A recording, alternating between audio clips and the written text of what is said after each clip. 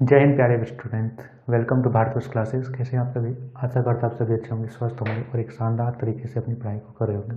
तो बच्चा, हमने अपने पिछली वीडियो में प्रमेय 6.4 को हल किया था। हमने उस प्रमेय में देखा था कि यदि दो रेखाएं समांतर है और एक तिर्यक रेखा उन दो रेखाओं को प्रतिच्छेद कर रही है, तो उस तिर्यक रेखा द्वारा बनाए गए अंतःकोण का प्रत्येक युग्म एक संपूरक होता है। संपूरक मतलब 180 डिग्री के बराबर होता है। अब देखिए, प्रमेय 6.5 में प्रमेय 6.4 का उल्टा दे रखा है। हमें ये कह नहीं रखी कि वे रेखाएं समांतर है, लेकिन एक बात दे रखी है, एक तिर्यक रेखा है जो दो रेखाओं को प्रतिच्छेद कर रही है, और कह रखा है कि अंतःकोण का एक युग्म संपूरक है। इसमें बता रखा है क्लियर कि एक युग्म संपूरक है, तो बताइए कि वे दोनों रेखाएं समांतर होंगे। कैसे करेंगे देखिए, पहले तो सबसे एक दो रेखा खींच लेंगे। अब ये दोनों रेखाएं समांतर नहीं, इन दोनों रेखाओं को हम लोग को समांतर दर्शाना है। एक तिर्यक रेखा है, मान लीजिए पी क्यू एक तिर्यक रेखा है। इस रेखा का नाम है ए बी और इस रेखा का नाम है सी डी। हमें दे रखा है कि यदि एक तिर्यक रेखा दो रेखाओं को इस प्रकार प्रतिच्छेद करे कि तिर्यक रेखा के एक ही और अंतःकोणों का एक युग्म संपूरक है। संपूरक यानी 180 डिग्री का है, और अंतःकोण यानी ये होगा और ये दोनों एक ही ओर, यानी एक ही ओर ये दोनों हो सकते हैं, तो ये दोनों मिलाकर 180 डिग्री के बराबर दे रखा है। तो सिद्ध कीजिए कि ये दोनों रेखाएं परस्पर समांतर होती है। ए बी और सी डी को समांतर दर्शाना है। देखिए, रेखाओं को समांतर किस प्रकार दर्शा सकते हैं। देख रखा है कि दो रेखा ए बी और सी डी है। यदि हम इसके अंतः एकांतर कोण को बराबर कर दें, या फिर इसके संगत कोणों को बराबर कर दें, तो ही रेखा बराबर हो सकती है। कोई भी चीज़ रटना, देखिए कोई भी चीज़ रटना नहीं। बहुत कोई प्रमेय को रटते हैं कि चलो ये प्रमेय दिया है इसे हम लोग रट लो, लेकिन रटा हुआ चीज़ ज़्यादा देरी नहीं याद रखता है। यदि आप उस चीज़ को समझ लोगे तो वो ज़्यादा याद रहेगा। तो देखिए, अब हम लोग समझेंगे। यहाँ दिया हुआ पहले जो लिखा हुआ है उसे लिखते हैं। हमें दिया है, क्या दिया हुआ है कि ए बी और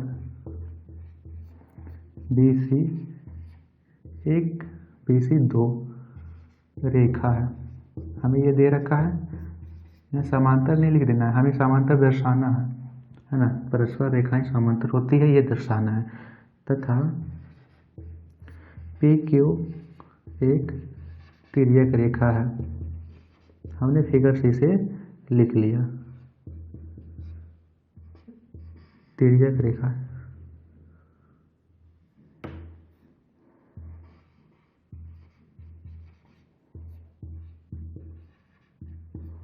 एक एक चीज़ नोट करते जाइए, एकदम आराम आराम से चलेंगे, कोई हड़बड़ी नहीं है। देखिए, आप लोग 5 मिनट 10 मिनट इंटरटेनमेंट की वीडियो देख सकते हो, 10 मिनट गाने सुन सकते हो, लेकिन इन चीज़ों को समझ लीजिएगा तो आपके इस एग्ज़ाम में बहुत ज़्यादा काम आएगा। तो चलिए इसे देखिएगा तो नोट करते चलिएगा। पहले लिख लेना है, जिसमें हमें दे रखा है कि अंतःकोण का एक युग्म संपूरक है।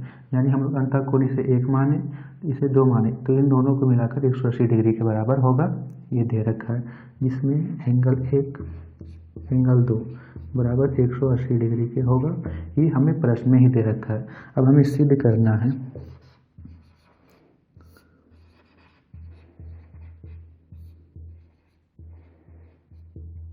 ए बी समांतर होगा सी डी के। ये हमें सिद्ध करना है। अब हम लोग करते हैं इसके आगे प्रयोग।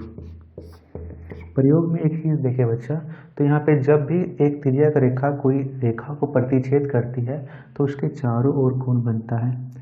यहाँ पे एक कोण बन रहा है तो यहाँ पे भी कोण बनेगा, इधर भी कोण बनेगा, इधर भी कोण बनेगा। ठीक है।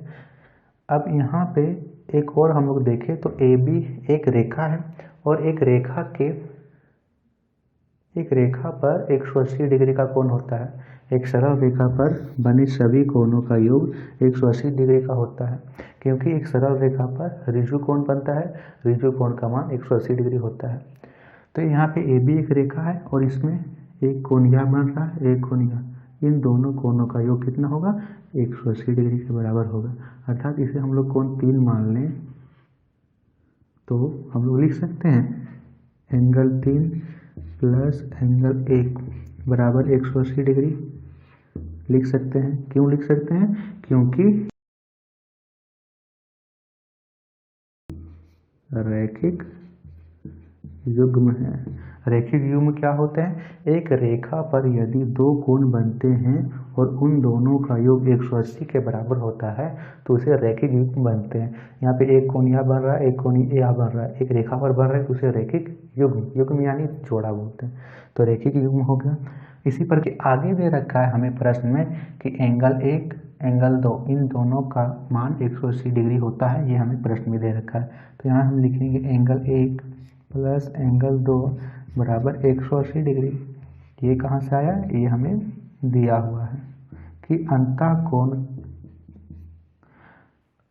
एक ही और अंतःकोणों का एक युग्म समपूरक होता है, ये हमें दे रखा है। तो एक ही और अंतःकोण का योग समपूरक है।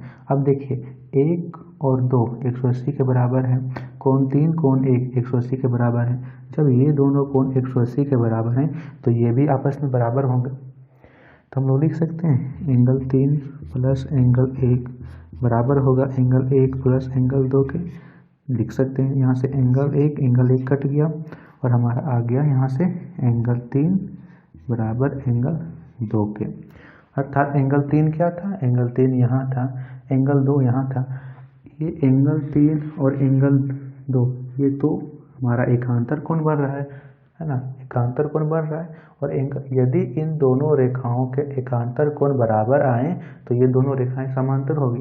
यानी क्या था? यदि आप इसके एकांतर कोण को बराबर कर लो या फिर इसके संगत कोण को बराबर कर लो तो ये दोनों रेखाएं समांतर होगी। अर्थात ये दोनों रेखाएं समांतर होगी। लिखेंगे हम लोग इसके नीचे में कि अर्थात एंगल 3 बराबर एंगल 2 हैं और ये इसे लिख देना है बच्चा।